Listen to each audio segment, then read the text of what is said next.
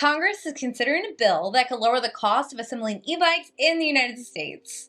Companies could import motors, batteries, frames, and other components without certain tariffs, if the finished bikes are actually assembled here.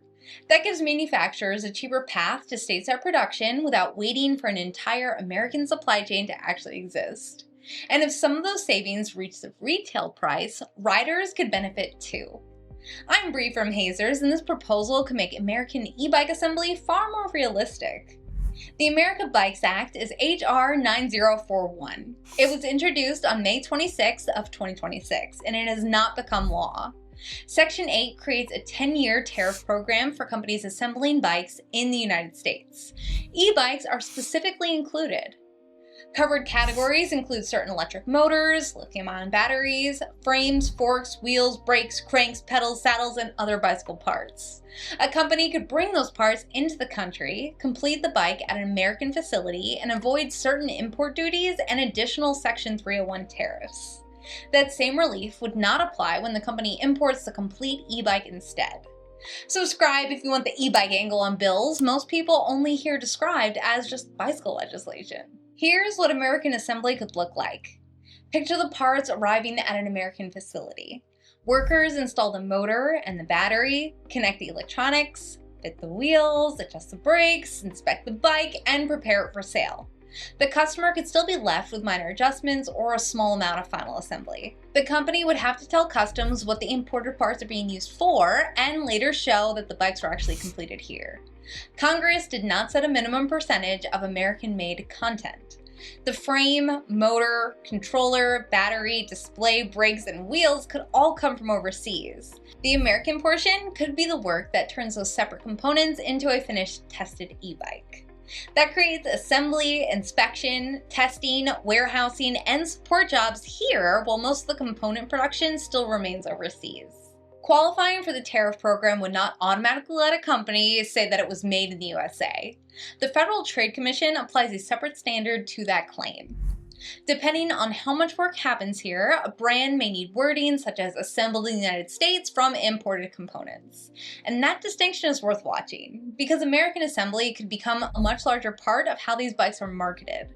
The tariff program rewards the assembly work, but it does not rewrite the advertising rules. People for Bikes say more than 97% of bicycles sold in the United States are actually imported.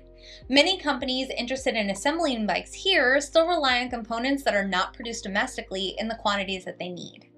A company can open an American facility, hire workers, and still pay tariffs on those parts that are keeping that assembly line moving. Bunch Bikes assembles and tests electric cargo bikes in Texas using imported components. The company says tariff costs take money away from hiring and expansion. Pivot Cycles assembles, inspects, and tests e-bikes in Arizona, and say that the proposal could help them grow that operation. During federal trade testimony, People for Bikes said assembly jobs could be added relatively quickly. Expanding American component manufacturing would take a lot longer. This bill is designed to make the first step easier. Thank you to everyone supporting Hazers as a channel member. Your support helps me spend the time figuring out what these proposals could actually mean for companies building e-bikes and the riders buying them. If you'd like to join too, the membership button is below. The manufacturing section leaves out the detailed e-bike definition used everywhere else in the same bill. It sets no 750-watt ceiling, no 20 or 28 mile an hour cutoff, and never refers to Class 1, Class 2, or Class 3. Instead, it points to federal customs category for bicycles with an electric motor. Another section creates a program allowing employers to reimburse workers for qualifying e-bike commuting expenses. For that program, the bike needs operable pedals and a seat, and the motor must stay below 750 watts. Assistance must end at 20 miles an hour or 28 when the motor only assists when the rider is pedaling. So the rider program draws a detailed line around eligible e-bikes. The manufacturing program doesn't. That doesn't automatically mean that every high-powered e-moto will come into that tariff program.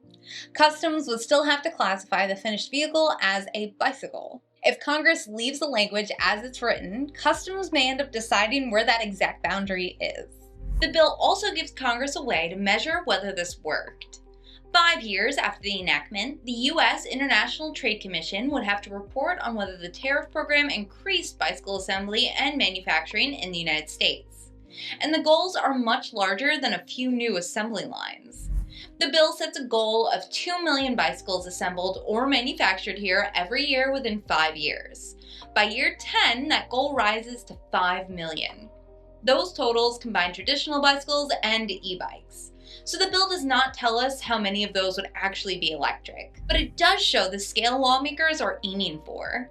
The goal is an industry producing millions of finished bikes each year. After 5 years, Congress would receive a report showing whether removing those tariffs moved the country any closer to that result. The covered parts list also fits a traditional bicycle more neatly than a complete modern e-bike system. Certain motor categories and lithium-ion batteries are included. Controllers, displays, and chargers are not expressly listed as standalone categories. Some common customs classifications for those products are still missing from the bill. A controller imported by itself could receive a different treatment from the same controller arriving in a larger conversion kit.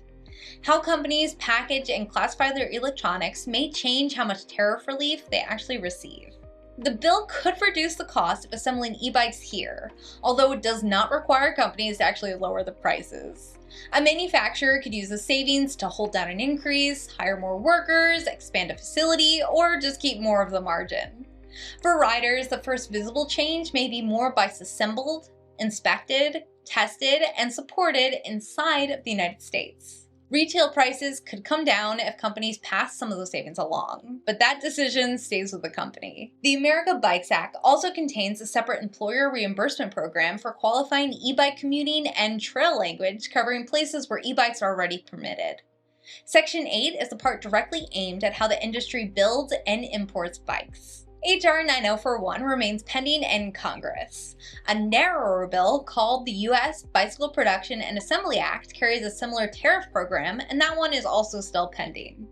Any new version could tighten the assembly rules, define which e-bikes actually qualify, or add controllers, displays, and chargers to parts on the list. As written, the proposal gives manufacturers a cheaper route to American assembly without requiring every component to be produced here first.